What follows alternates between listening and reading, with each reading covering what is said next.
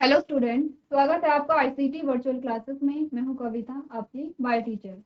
उम्मीद करती हूँ आप सभी अच्छे होंगे और स्वस्थ होंगे। तो क्लास हम कंटिन्यू करेंगे अपना चैप्टर जिसका नाम है किंगडम एनिमेलिया। यानी कि हम बात कर रहे थे जंतु जगत के बारे में और हम यहाँ पर पढ़ रहे थे फाइलम के बारे में। तो अभी तक आपने करना क्या है, जैसे कि मैंने आपको प्रीवियस लेक्चर में बताया है, आपको सारे फाइलम को यहाँ पर क्या करना है, कंपेयर करना है। कौन कौन से फाइलम हम पढ़ चुके हैं देख लेते हैं एक बार। आपने कहा फाइलम पॉरीफेरा आपने पढ़ लिया है, फाइलम सिलिंट्रेटा आपने पढ़ लिया है जिसे आप निडेरिया भी कहते हैं, ठीक है। फाइलम टीनोफोरा भी आपने यहाँ पर स्टडी कर लिया है। इसके बाद नेक्स्ट जो आपके पास फाइलम आता है वो है प्लेटीहेल्मिन्थी। नेक्स्ट जो आपके पास आता है वो है यहाँ पर एस्केहेल्मिन्थी। ठीक है, यहाँ तक की बात हम कर चुके थे। अब हम बात क्या कर रहे थे यहाँ पर, हम बात कर रहे थे यहाँ पर फाइलम एनिलिडा की। एनिलिडा के कैरेक्टर्स को यहाँ पर स्टडी कर रहे थे, क्या होते हैं एनिलिड्स। आपने कहा एनिलिडा का मतलब ही है कि वे जीव जिनकी बॉडी में सेगमेंट पाए जाते हैं। सेगमेंट यानी कि पार्ट, अलग अलग जो बॉडी है वो अलग अलग भागों में क्या है, डिवाइडेड है। सेगमेंटेड बॉडी यहाँ पर पाई जा रही है। और कैसे ही सेगमेंटेड बॉडी है, आपने कहा ट्रू। ट्रू का मतलब क्या है, जैसे कि यहाँ पर क्या है, आपने कहा ये यहाँ पे क्या है, बॉडी है, ठीक है।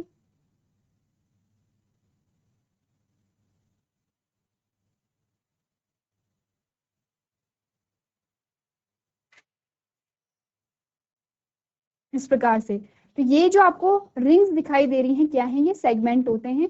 कैसे सेगमेंट है, आपने कहा ट्रू सेगमेंट है। ट्रू सेगमेंट का क्या मतलब है, ये जो सेगमेंट पाए जा रहे हैं ये एम्ब्रियोनिक स्टेज से ही पाए जा रहे हैं। ठीक है, समझ रहे हैं आप लोग। तो यहाँ पर आपने क्या कहा कि यहाँ पर ट्रू सेगमेंटेशन पाया जा रहा है, जिसे आप क्या कहते हैं, एनिलिड्स कहते हैं। एनिलिड्स का मतलब ही है कि जिनकी बॉडी में क्या है, स्मॉल रिंग शेप आपको पाई जा रही है। ये रिंग शेप आपको दिखाई दे रही है इस प्रकार से, ठीक है। पढ़ लेते हैं क्या क्या फीचर्स अभी तक आपने पढ़े हैं। ये आपने पढ़ा है अभी एनिलिडा का जनरल इंट्रोडक्शन। नेक्स्ट हम बात कर रहे थे इंपॉर्टेंट फीचर्स, हम बात कर रहे थे इंपॉर्टेंट कैरेक्टरिस्टिक्स और फीचर्स की। यहाँ पर आपने कहा दे आर टेरेस्ट्रियल, मरीन भी होते हैं, फ्रेश वाटर भी होते हैं, यानी कि सारी जगह पाए जा रहे हैं। टेरेस्ट्रियल भी पाए जा रहे हैं यानी कि स्थल में भी पाए जा रहे हैं। आपने कहा एक्वेटिक भी होते हैं, जलीय भी होते हैं। एक्वेटिक में आपने दोनों कहा, मरीन भी होते हैं, ठीक है, और फ्रेश वाटर भी होते हैं। आपने कहा कि ये कैसे होते हैं, पैरासिटिक भी हो सकते हैं। And have organ system level body organisation. Organ system तक आप पहुंच चुके हैं, आप जान रहे हैं आप ऑर्गन सिस्टम तक पहुंच चुके हैं। तो आपने कहा सबसे एडवांस क्या होता है, अगर हम बॉडी का ऑर्गेनाइजेशन देखें, शारीरिक संगठन के आधार पर हम देखें तो सबसे एडवांस आपने कहा क्या होता है।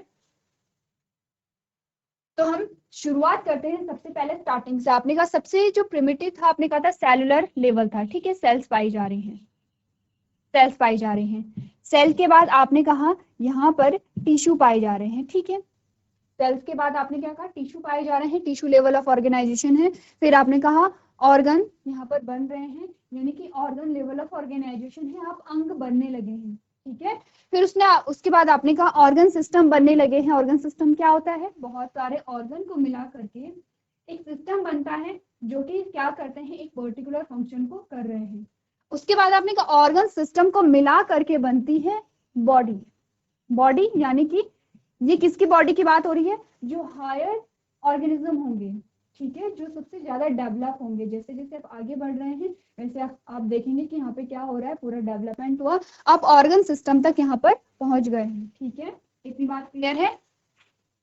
नेक्स्ट कैरेक्टर आपने क्या कहा, आपने कहा true coelomate that are bilaterally symmetrical and triploblastic. आपने कहा ट्रू सिलोम पाया जा रहा है। समझ में, सीलोम हम अच्छे से समझ चुके हैं क्या होता है सीलोम। ट्रू सीलोम क्या होता है, बायलेटरली सिमेट्रिकल आपने कहा, ठीक है, ट्रिप्लोब्लास्टिक आपने कहा। नेक्स्ट आपके पास एक वर्ड आया है जो कि हमने प्रीवियस लेक्चर में भी डिस्कस किया था, मेटामेरिकली सेगमेंटेड। क्या होता है मेटामेरिकली सेगमेंटेड, आपने कहा the body is divided into segments called metameres on the outside, ठीक है। यहाँ पर आपने क्या कहा, मेटामेरिज्म कहा। मेटामेरिज्म का मतलब क्या आपने समझा, आपने कहा जिसमें ट्रू सेगमेंट पाए जा रहे हैं। ट्रू सेगमेंट का क्या मतलब है, देखिए कुछ ऐसे ऑर्गेनिज्म होंगे कि जिनकी बॉडी में सेगमेंट तो पाए जा रहे हैं लेकिन आउटर साइड से पाए जा रहे हैं, यानी कि बाहरी रूप से आपको सेगमेंटेशन देखने को मिल रहा है लेकिन अंदर वो सेगमेंटेशन नहीं होता है। एनालिट्स में आपने क्या कहा कि इंटरनल सेगमेंट भी वहां पे पाए जाते हैं और क्या होते हैं एक्सटर्नल सेगमेंट भी पाए जाते हैं, जिसे आप क्या कहते हैं मेटामेरिज्म कहते हैं। और आपने इन सेगमेंट को क्या कहा मेटामेर कहा, इन सेगमेंट को आपने क्या कहा मेटामेर कहा। तो आप ध्यान रखिए क्या होता है मेटामेरिकली सेगमेंटेड, मेटामेर क्या होते हैं, मेटामेरिज्म क्या होता है। बहुत छोटा छोटा सा डिफरेंस है, आपको ये ध्यान रखना है। अब क्या होता है कि जब आपके पास क्वेश्चन आंसर आते हैं तब आप आंसर को लिख लेते हैं, लेकिन जब आपके पास मल्टीपल चॉइस क्वेश्चन आते हैं तब आप कंफ्यूज हो जाते हैं, क्योंकि वहां पर आपको सटीक आंसर को क्या करना है चूज करना है, ठीक है। इसीलिए आपने जो वर्ड्स होते हैं उनके बीच में क्या अंतर है वो अच्छे से समझना है। नेक्स्ट आपने कहा true segmentation of annelids is remarkable features. Remarkable features का क्या मतलब होता है, हर एक फाइलम का अपने एक फीचर होता है। जैसे कि अगर हम बात करें जैसे हमने ले लिया पॉरीफेरा को, तो हमने कहा पॉरीफेरा का मतलब क्या है, ऐसे जीव जिनकी बॉडी में पोर्स पाए जा रहे हैं, ठीक है, जिनकी बॉडी में क्या होते हैं यहाँ पर पोर्स पाए जा रहे हैं, उसे आपने क्या कहा पॉरीफेरा कहा। तो कैरेक्टरिस्टिक रिमार्केबल फीचर्स क्या है पॉरीफेरा का, आपने कहा पोर्स हैं। उसी प्रकार से आपने एनालिट्स की जब बात की आपने कहा कि इनका रिमार्केबल फीचर क्या है, रिमार्केबल का मतलब क्या होता है ध्यान देने योग्य फीचर, यानी कि जिससे आप पहचानते हैं कि ये एनिलिडा है, आपने कहा ट्रू सेगमेंटेशन यहाँ पर पाया जा रहा होगा, ठीक है। नेक्स्ट आपको कहा जा रहा है a thick cuticle covers the body surface both longitudinally and circular muscles tend to exist the body wall, ठीक है कि एक थिक क्यूटिकल क्या करती है बॉडी सरफेस को यहाँ पर कवर कर रही है। नेक्स्ट आपने कहा the organs of locomotion in aquatic annelids such as Nereis are seta or unjointed lateral appendages called a parapodia which aids in swimming। आप कह रहे हैं कि यहाँ पे लोकोमोटरी ऑर्गन क्या लोकोमोशन के लिए कौन सा ऑर्गन होगा, आपने कहा पैरापोडिया है, ठीक है, किसमें है आपने कहा नेरिस में है। अब नेरिस आपको कहाँ मिलता है, आपने कहा कि कैसे होते हैं एक्वेटिक है, एक्वेटिक में कैसे आपने कहा मरीन है। आपके पास पहली लाइन पढ़ी है, अगर आपके पास क्या आया था कुछ टेरेस्ट्रियल होते हैं कुछ मरीन होते हैं और कुछ फ्रेश वाटर होते हैं। जैसे कि टेरेस्ट्रियल में आपने क्या कहा, अगर टेरेस्ट्रियल का एग्जांपल आपसे पूछा जाए तो आप कहेंगे अर्थवॉर्म। देखते हैं आप लोग अर्थवॉर्म को, सबने अर्थवॉर्म को देखा होगा, अर्थवॉर्म होता है। वैसे ही मरीन का एग्जाम्पल आपके पास नेरिस आ गया है, ठीक है। और नेरिस में आपने क्या बात की है, आपने कहा कि यहाँ पर लोकोमोशन के लिए जो ऑर्गन पाए जाएंगे उसे आपने क्या कहा पैरापोडिया कहा। क्या बताया था, ये जो आपको साइड में दिख रहे हैं ये आपके क्या है पैरापोडिया है। ये जो आपको साइड में दिख रहे हैं ये यहाँ पे क्या होते हैं पैरापोडिया होते हैं, जो कि इनका फंक्शन क्या है लोकोमोशन में इनका फंक्शन है, ठीक है। इतनी बात क्लियर है। चलिए क्या क्या चीजें आपने कही, आपने कहा कैसे होते हैं, ये स्थलीय होते हैं और समुद्री जल में पाए जाते हैं, मीठे जल में पाए जाते हैं, परजीवी हैं और अंग प्रणाली स्तरीय इनका शारीरिक संगठन है। इनमें ट्रू सीलोम पाया जाता है, ठीक है, सीलोम को आप सही कर लेंगे, इसमें क्या पाया जाता है ट्रू सीलोम पाया जाता है। द्विपक्षीय रूप से सममित होते हैं, मेटामेरिक रूप से खंडित होते हैं, यानी कि शरीर बाहर की ओर खंडों में विभाजित होता है जिन्हें मेटामेरिस कहा जाता है। एनालिट्स का वास्तविक विभाजन एक उल्लेखनीय विशेषता है, ठीक है। एक मोटी छल्ली शरीर की सतह को ढकती है, शरीर की दीवार में अनुदैर्ध्य गोलाकार दोनों मांसपेशियां मौजूद होती हैं। जलीय एनालिट्स में गति के अंग जैसे कि नेरिस सेटे या असंयुक्त पार्श्व उपांग होते हैं जिन्हें पैरापोडिया कहा जाता है, जो तैराकी में सहायता करते हैं। अब आपके पास क्वेश्चन कैसे आ सकते हैं कि पैरापोडिया किस में पाए जाते हैं या पैरापोडिया किस फाइलम के जीवों का लक्षण है, ठीक है, आपको इतना ध्यान रखना है। तो आपने क्या करना है एग्जाम्पल को आप अच्छे से समझेंगे और जो आपके पास यहाँ पर बॉडी पार्ट्स आ रहे हैं जैसे कि पैरापोडिया आ गया है, जो बॉडी पार्ट आ गए हैं वो आपको क्या करने हैं यहाँ पर ध्यान रखने हैं। नेक्स्ट जो फीचर्स आपके पास आते हैं उसमें सबसे पहले डाइजेस्टिव सिस्टम की बात की गई है, ठीक है। तो आपने कहा it is complete and includes the pharynx, oesophagus, stomach, intestine and other organs. क्या क्या मिले हैं आपको यहाँ पर डाइजेस्टिव सिस्टम में, सबसे पहले तो डाइजेस्टिव सिस्टम कंप्लीट है यहाँ पर, जो एलिमेंट्री कैनाल जिसे आप कह रहे हैं कंप्लीट है। क्या क्या है, फेरिंक्स है यहाँ पर, उसके बाद आपने कहा एसोफेगस होगा, स्टमक होगा, इंटेस्टाइन होगी और कुछ और ऑर्गन्स यहाँ पर क्या होंगे प्रेजेंट होंगे, ठीक है। तो पढ़ लेते हैं। आपने कहा यह पूर्ण है और इसमें ग्रसनी, अन्न प्रणाली, पेट, आंत और अन्य अंग शामिल हैं। नेक्स्ट आपको जो बताया गया है वो टाइफ्लोसोल के बारे में बताया गया है। आपने कहा longitudinal fold in the intestine that increase the surface area available for secretion and absorption. क्या है यहाँ पे नेक्स्ट जो शब्द आपके पास आया है टाइफ्लोसोल। क्या होता है टाइफ्लोसोल? आपने कहा आंत में एक अनुदैर्ध्य तय है जो कि श्राव और अवशोषण के लिए उपलब्ध सतह क्षेत्र को बढ़ाती है। अब आपने यहीं से क्या करना है, कंपैरिजन स्टार्ट करना है। आपने कहा पाचन तंत्र आपने पढ़ा, ठीक है। पाचन तंत्र में आपने क्या कहा कि एक स्ट्रक्चर होता है जिसे आपने कहा टाइफ्लोसोल कहा, जो कि आंत में पाया जाता है। और आंत में पाया जाता है तो काम क्या है इसका? इसका काम है कि सिक्रीशन और एब्जॉर्प्शन के लिए सरफेस एरिया को बढ़ाना, यानी कि सतह क्षेत्र को बढ़ाना। सेम चीज हमारे इंटेस्टाइन में भी होती है। जब हम कहते हैं कि हमारे इंटेस्टाइन में जो डाइजेशन है वो कंप्लीट हो गया है, अब वहां पे क्या होगा? एब्जॉर्प्शन होगा। एब्जॉर्प्शन होगा तो एब्जॉर्प्शन के सतह क्षेत्र को बढ़ाने के लिए वहां पे कुछ स्ट्रक्चर पाए जाते हैं। इस प्रकार से क्या होता है ये आपकी क्या है? इंटेस्टाइन है। आपके इंटेस्टाइन में ये क्या पाए जाते हैं? विलाई पाए जाते हैं। पढ़ा है आपने विलाई के बारे में, ठीक है। और क्या बात आपने की है? आपने कहा है कि जो हमारी आंत होती है, हमारी इंटेस्टाइन होती है, उसमें उंगली नुमा संरचना होती है, फिंगर लाइक प्रोजेक्शन होते हैं, जिसे आपने कहा कि ये क्या होती है? विलाई होती है। अब आपने कहा कि सिंपली ऐसा क्यों नहीं है? सिंपली ऐसा भी तो हो सकता था। हमने कहा अंदर क्या होंगे? ब्लड वेसल्स होंगी और यहाँ क्या होगा? जो पाचित भोजन है वो एब्जॉर्ब होगा। तो हमने कहा सिंपली ऐसा भी तो हो सकता था। क्यों उंगली नुमा संरचना हमारे पास आई है? क्यों विलाई यहाँ पर बनी है? आपके पास आंसर आया था क्योंकि जो विलाई है वो सरफेस एरिया को क्या कर रही है? बढ़ा रही है, ठीक है। यहां से अगर एब्जॉर्प्शन होता तो इतने एरिया से हो रहा था, यहां से एब्जॉर्प्शन हो रहा है तो इतने एरिया से हो रहा है, ठीक है। तो आपने क्या समझा कि यहाँ पर जो विलाई है वो क्या कर रही है? सरफेस एरिया को बढ़ा रही है। सरफेस एरिया जितना ज्यादा होगा उतना ज्यादा एब्जॉर्प्शन होगा, और वही काम एंगलिट्स में कौन कर रहा है? टेफ्लोसोल कर रहा है। समझने अब आप रिलेट कर सकते हैं चीजों को, ठीक है। अब आप समझ सकते हैं कि टेफ्लोसोल का क्या फंक्शन यहाँ पर होगा। नेक्स्ट आपके पास आते हैं क्लोरागोजन सेल्स। क्या होती हैं ये सेल्स? आपने कहा these are cells found in the cavity of the typhlosole that store food. अब आपको कहा जा रहा है कि जो टेफ्लोसोल होता है उसकी कैविटी में कुछ सेल्स पाई जाती हैं, जिसे आपने क्या कहा? क्लोरागोन सेल्स कहा, ठीक है। अब इनका फंक्शन क्या होता है? इन सेल्स का फंक्शन जो होता है वो होता है भोजन को स्टोर करना। आपने नेक्स्ट क्या पढ़ा? आपने कहा they produce glycogen and store fat. They also have a excretory function. तो पढ़ लेते हैं। आपने कहा क्लोरागोजन जो सेल्स होती हैं ये क्या होते हैं? टेफ्लोसोल की गुहा में पाई जाती हैं, ठीक है। जो टेफ्लोसोल है, अब टेफ्लोसोल कहाँ पाया जा रहा है? आपने कहा इंटेस्टाइन में पाया जा रहा है, ये भी आप ध्यान रखिए, ठीक है। इसमें क्या होता है? जो टेफ्लोसोल है वो कहाँ पे पाया जाएगा? इंटेस्टाइन में पाया जाता है। क्या फंक्शन है इसका? कि सिक्रीशन और एब्जॉर्प्शन के लिए क्या करेगा? सरफेस एरिया को बढ़ाएगा। टेफ्लोसोल की जो कैविटी होती है, कैविटी आप समझ रहे हैं, गुहा जिसे आप कहते हैं, ठीक है। जैसे कि मैंने कहा ये क्या है? ये जो खाली जगह होगी ये होगी कैविटी। तो इस कैविटी में क्या होते हैं? कुछ सेल्स पाई जाती हैं, जैसे कि आपने कहा क्लोरागोजन सेल्स। आपने कहा ये वहां पे पाई जाती है। क्या फंक्शन था इनका? आपने कहा कि ये भोजन का भंडारण करते हैं, स्टोरेज का काम करेंगे, ठीक है। वे ग्लाइकोजन का उत्पादन करते हैं और वसा का भंडारण करते हैं। उनके पास उत्सर्जन का कार्य भी है। तो आपके पास आ सकता है कि जो यहाँ पे टेफ्लोसोल है, डायरेक्ट क्वेश्चन आ गया या तो कि टेफ्लोसोल के क्या क्या फंक्शन होते हैं, तो आप टेफ्लोसोल के अंदर जो क्लोरागोजन सेल्स होती हैं उनका फंक्शन भी बताएंगे, ठीक है।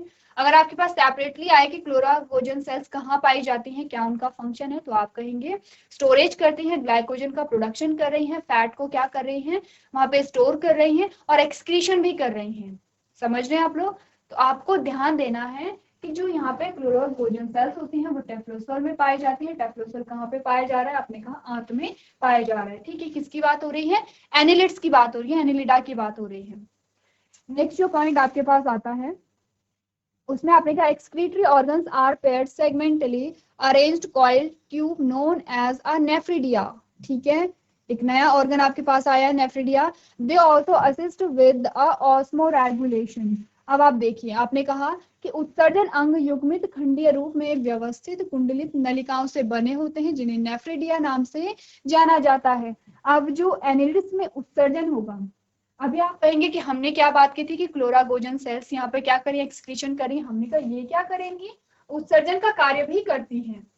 और इसके अलावा और भी फंक्शन यहाँ पे हो रहा है, लेकिन जो एनिलिड्स में जो उत्सर्जन होगा वो किसके द्वारा होगा, आपने कहा नेफ्रिडिया के द्वारा होगा। ठीक है, अलग अलग ऑर्गन्स आपके पास आ रहे हैं, ध्यान दीजिए। नेफ्रिडिया क्या करेगा, यहाँ पर उत्सर्जन का कार्य करेगा, प्लस क्या होते हैं, ऑस्मोरेगुलेशन में भी सहायता करते हैं। ठीक है, इतनी बात क्लियर है। चलिए, अब आपने करना क्या है, अब आपने जो इंपॉर्टेंट पॉइंट्स आपने डिस्कस किए हैं यहाँ पे पाचन तंत्र के बारे में, वो आपने यहाँ पर नोट करने हैं। जो नए नाम आपके पास आए हैं, जो पारिभाषिक शब्द हैं, उन्हें नोट भी करना है, और क्या उनका मतलब है वो भी आपको यहाँ पर नोट करना है।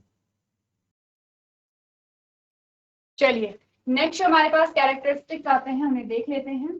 आपको सर्कुलेटरी सिस्टम के बारे में बताया गया है। ध्यान रखिए, हम एनिलिडा के बारे में पढ़ रहे हैं। अभी तक आपने एनिलिडा के बेसिक फीचर्स देखे हैं, डाइजेशन के बारे में जाना है। अब सर्कुलेटरी सिस्टम देखते हैं, समझते हैं हम सर्कुलेटरी सिस्टम क्या होता है। परिसंचरण तंत्र जिसे आप कहते हैं, जिसमें क्या होता है, सर्कुलेशन के थ्रू आपकी बॉडी में जो बहुत सारे मटेरियल होते हैं, उन्हें एक जगह से दूसरी जगह पहुंचाया जाता है। ठीक है, आपने कहा it is of a close variety, blood flows through a blood vessel that is closed.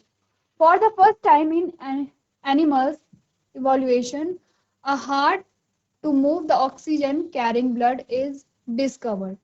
देखिए क्या बात आपने की है, आपने कहा जो परिसंचरण तंत्र होता है ये बंद किस्म का होता है। कैसे बंद होता है, रक्त एक बंद रक्त वाहिकाओं में बहता है। जो ब्लड होगा, ब्लड फ्लो होगा, वो क्या होगा, ब्लड वेसल्स में क्या होगा, फ्लो होता है। जानवर यानी कि एनिमल्स की बात की गई है, जीवों की बात की गई है। ठीक है, जानवर यानी कि जीवों की बात यहाँ पर की गई है।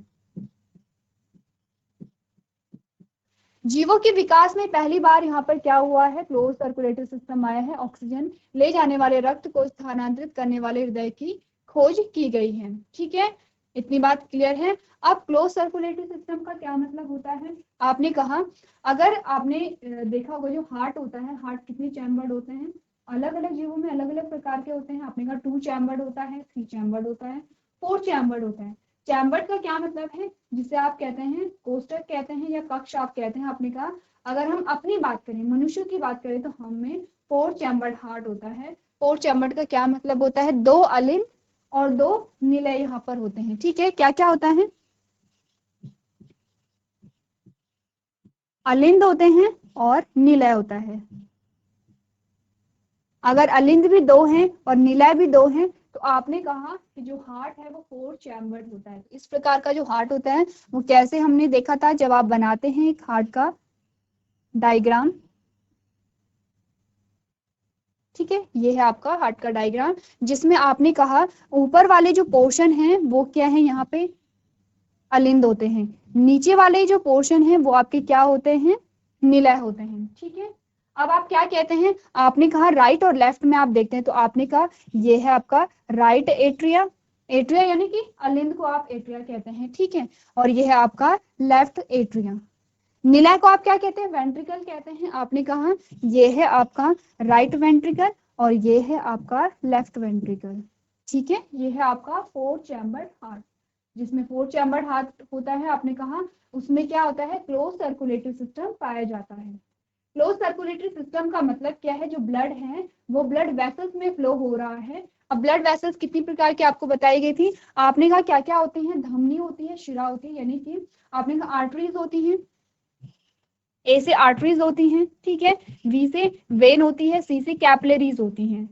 तो आपने क्या कहा, जो आर्टरीज होती हैं उसमें कैसा ब्लड बहता है, अगर आप ह्यूमन की बात करें। ठीक है, अगर हम अपने हार्ट की बात करें तो हमने क्या क्या चीजें पढ़ी थी, आपने कहा जो आर्टरीज होती हैं वो ऑक्सीजनेटेड ब्लड को लेके जाती हैं। ठीक है, जो वेन होती हैं वो डीऑक्सीजनेटेड ब्लड को लेके जाएंगे। डीऑक्सीजनेटेड ब्लड का मतलब क्या है कि उस ब्लड में क्या था, CO2 था। ठीक है, और जो कैपिलरीज होती हैं उनका फंक्शन क्या होता है, आर्टरीज और वेन के बीच में जो जाल जैसी संरचना बनाती हैं वो यहाँ पे क्या होती है, वेन होती हैं। किस प्रकार से होती हैं, देखिए आपने कहा ये है हार्ट। ठीक है, इस प्रकार से ये है हार्ट। इस हार्ट से जो ब्लड आया वो कैसा ब्लड आया, आपने कहा ये ब्लड था ऑक्सीजनेटेड, क्योंकि इसमें ऑक्सीजन थी। ठीक है, ऑक्सीजनेटेड ब्लड आया। अब ऑक्सीजनेटेड ब्लड आया तो अलग अलग भागों को ये ब्लड पहुंचाया गया। ठीक है, अलग अलग भागों को ये ब्लड, भागों को यानी अलग अलग आपके जो ऑर्गन्स होते हैं उन तक इस ब्लड को पहुंचाया गया, किसके द्वारा? आपने कहा ये आर्टरीज हैं, आपने कहा ये क्या है? आर्टरीज हैं, जो कि अलग अलग भागों तक क्या कर रही हैं? ऑक्सीजनेटेड ब्लड को पहुंचा रही हैं अलग अलग भाग से। क्या मतलब है? आपकी टिश्यू हैं, आपकी सेल्स हैं, आपके ऑर्गन्स यहाँ पर आ गए हैं। अब जब यहाँ तक ब्लड को पहुंचाया गया तो आपने क्या पढ़ा था? आपने कहा कि ये जो ऑक्सीजनेटेड ब्लड है ये इन टिश्यू को क्या देगा? ऑक्सीजन देगा। इन टिश्यू में जो CO2 बनी है उसे क्या करेगा? ग्रहण करेगा। तो इस प्रकार से हम क्या करते हैं? ब्लू कलर से आप क्या करते हो? डीऑक्सीजनेटेड ब्लड को यहाँ पर बताते हो। तो ये जो ब्लड गया, ब्लू कलर से आप क्या बताते हो? वो ब्लड जिसमें क्या है? ऑक्सीजन की मात्रा कम है और CO2 की मात्रा ज्यादा है। तो यहाँ पर क्या हुआ? आपने कहा इसमें CO2 का अमाउंट ज्यादा है और ये किसके द्वारा हो रहा है? वेन के द्वारा हो रहा है। ठीक है, ये है आर्टरीज आपके पास जो रेड कलर में है, जो ब्लू कलर में है वो है वेन आपके पास। जो बीच में जालीनुमा संरचना आप देख रहे हैं, ये जो जालीनुमा संरचना है ये है आपकी कैपिलरी। समझ रहे हैं आप लोग कि क्या काम है आर्टरीज का, वेन का और कैपिलरीज का, किस प्रकार से काम करते हैं? आपने कहा आर्टरीज और वेन के बीच में जो जालीनुमा संरचना आपको दिखाई दे रही है वो यहाँ पे क्या होती है? कैपिलरीज होती है। ठीक है, इतनी बात क्लियर है? ये एक बेसिक सा आइडिया है जो कि आपको यहाँ पर परिसंचरण तंत्र के बारे में होना चाहिए।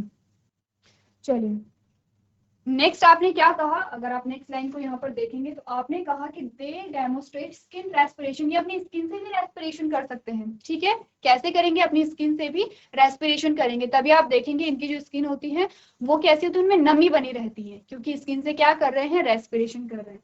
नर्वस सिस्टम की अगर बात करें तो किस प्रकार का होगा? आपने कहा it is made up of brain, segmented ganglia and two ventral nerve cord. ठीक है, इनका जो नर्वस सिस्टम है, जो तंत्रिका तंत्र है, ये मस्तिष्क से बना है, खंडित गैंग्लिया से है और दो उदर तंत्रिका रज्जुओं से मिलकर के बना है। ठीक है, अगर रिप्रोडक्शन की बात की जाए तो आपने कहा दे हैव आइदर डायोशियस और monoecious reproduction. They reproduce in a sexual manners. A trochophores larva stage has been observe in many members. क्या आपको बताया गया है यहाँ पे प्रजनन के बारे में? आपने कहा इनमें या तो द्विआर्षी, एकलिंगी और द्विलिंगी की यहाँ पर बात की गई है। वे यौन तरीके से प्रजनन करते हैं। कई सदस्यों में ट्रोकोफोर लार्वा चरण देखा गया है। ठीक है, अब आपके पास आते हैं कुछ एग्जाम्पल। यहाँ पर कौन कौन से आते हैं? आपने कहा Pheretima and mag and Megascolex, earthworms, Nereis हो गया, हिरुडेनेरिया हो गया जिसे ब्लड सकिंग लीच आप कहते हैं, एफ्रोडाइट हो गया जिसे आप सी माउस कहते हैं, ट्यूबीफिक्स हो गया है। ठीक है, ये आपके पास क्या आए हैं? एग्जाम्पल आए हैं। तो आपने करना क्या है? फीचर्स आपने पढ़ लिए हैं। ठीक है, क्या क्या फीचर्स होते हैं एनालिस्ट के। अब आपको जो एग्जाम्पल आपके पास आए हैं वो आपने नोट भी करने हैं और याद भी करने हैं। ठीक है, तो चलिए जो इंपॉर्टेंट पॉइंट है उसे आप अपनी कॉपी में नोट कीजिए। चलिए आपने एग्जाम्पल यहाँ पर नोट कर लिए होंगे। ये कुछ इमेजेस आपके पास आती है जिसमें नेरिस और हिरुडिनेरिया का इमेज आपको दिखा रखा है। आपको क्या करना है? दोनों इमेजेस आपको नोट करनी है। ठीक है, दोनों की इमेज आप बनाएंगे, किस प्रकार की आकृति आपको देखने को मिल रही है। चलिए ये तो हमने बात की है यहाँ पे फाइलम एनिलिडा की। नेक्स्ट जो फाइलम हमारे पास आता है उसमें आप बात करेंगे फाइलम आर्थ्रोपोडा की। ठीक है, आर्थ्रोपोडा का क्या मतलब होता है? आपने कहा जॉइंट अपेंडेजेस, यानी कि जो उपांग होते हैं, जो जॉइंट होते हैं, जो यहाँ पे वो कैसे होते हैं? आपके जॉइंट होते हैं। जो अपेंडेजेस होते हैं वो कैसे होंगे? जॉइंट होंगे। जैसे कि आर्थ्रो का मतलब होता है जॉइंट एंड पोडा का मतलब होता है अपेंडेजेस। तो जैसे कि आपको कहा गया है कि हर एक फाइलम का क्या होता है? एक रिमार्केबल फीचर होता है। जैसे कि आपने एनिलिडा में कहा कि बॉडी कैसे थी? सेगमेंटेड थी। वैसे ही आर्थ्रोपोडा जो होते हैं उनका जो रिमार्केबल फीचर था वो क्या था? कि उनके जो उपांग होते हैं वो कैसे होते हैं? जुड़े हुए होते हैं, संयुक्त होते हैं। आपने क्या पढ़ा? आपने कहा they are the animals with appendages and jointed legs. क्या होते हैं? वे उपांग और जुड़े हुए पैरों वाले क्या होते हैं? जीव होते हैं। ठीक है, आपने करना क्या? सबसे पहले रिमार्केबल फीचर्स भी आपने देख लेने हैं। कभी कभी सिंपल से क्वेश्चन आपके पास आ जाते हैं। उसके बाद आपने क्या कहा? Von Siebold made the first mention of it. It is the animal kingdom's largest phylum. It contains 2/3 of all named animal species on the planet. They first appeared around 600 million years ago. Trilobites are arthropods fossils that lived approximately 600 million years ago. Trilobites, the horseshoes crab, and ancient relatives of the archids, can be found in warm estuarine zones such as Bengals, Sundarbans. ठीक है, आपको क्या क्या बताया गया? आपने कहा कि इसका पहला उल्लेख वॉन सी बोर्ड ने किया था। यह पशु साम्राज्य का सबसे बड़ा संघ है। इंपॉर्टेंट लाइन है, आपसे पूछा जाता है कि जो किंगडम एनिमेलिया है उसका सबसे लार्जेस्ट फाइलम कौन सा है, सबसे बड़ा फाइलम कौन सा है? आपने कहा आर्थ्रोपोड है। ठीक है, इसके अलावा आपने कहा इसमें ग्रह पर सभी नामिक पशु प्रजातियों में 2/3 शामिल हैं। वे पहली बार लगभग 600 मिलियन वर्ष पहले प्रकट हुए थे। ट्रिलोबाइट्स आर्थ्रोपोड जीवाश्म है जो लगभग 600 मिलियन वर्ष पहले रहते थे। ट्राइलोबाइट्स हॉर्सशू केकड़ा ऑर्चिड्स का एक प्राचीन रिश्तेदार, यानी कि इनका क्या है, पूर्वज जिसे आप कहेंगे। ठीक है, बंगाल के सुंदरवन जैसे गर्म सुहाने वाले क्षेत्रों में पाया जा सकता है। ठीक है, आपने करना क्या है, सबसे पहले तो आप किंगडम एनिलिडा को अच्छे से पढ़ेंगे। आप देखेंगे क्या क्या फीचर्स है, क्या क्या एग्जाम्पल आपके पास आए हैं। आप देखेंगे क्या डिफरेंस आया है किंगडम यहाँ पे फाइलम एनिलिडा में। नेक्स्ट हम बात करें अगर आर्थ्रोपोड्स की, तो जो आर्थ्रोपोडा है इस फाइलम को हम हमारे नेक्स्ट लेक्चर में कंटिन्यू करेंगे। अभी तक आपने आर्थ्रोपोडा के बारे में क्या समझा? रिमार्केबल फीचर्स आपने देखा कि कैसे होते हैं, इनके जो उपांग होते हैं वो कैसे होते हैं, संयुक्त होते हैं। ठीक है, दूसरा आपने क्या यहाँ पे इंपॉर्टेंट चीज देखी, आपने कहा कि जो किंगडम एनिमेलिया है उसका सबसे बड़ा जो फाइलम है वो है आर्थ्रोपोडा। आर्थ्रोपोडा के बारे में कुछ और चीजें हम डिस्कस करेंगे जो हम नेक्स्ट लेक्चर में कंटिन्यू करेंगे। तो अभी तक क्लास में बने रहने के लिए आपका धन्यवाद।